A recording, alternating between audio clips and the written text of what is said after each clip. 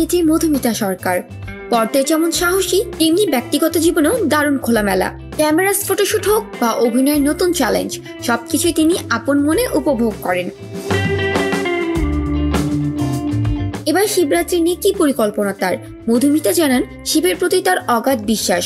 ভালোবাসা হোক বা জীবনযাত্রা, তিনি সবসময় ভগবানের উপর আস্থা রাখেন। ভারতীয় সংবাদ মাধ্যমকে অভিনেত্রী বলেন, আমি শিব ভক্ত, মহাদেবের প্রতি আমার অপার শ্রদ্ধা। যা পেয়েছি তাতেই আমি খুশি। এবারও আমি নিষ্ঠার সঙ্গে শিবরাত্রি পালন করব। এবার শিবরাত্রিতে উপোস করবেন মধুমিতা এবং প্রতি প্রহরে মহাদেবের মাথায় জল ঢালবেন। বলেন, মন্দিরে গেলে অনেক ভিড় হয়, তাই আমি ঘরেই পুজো করব।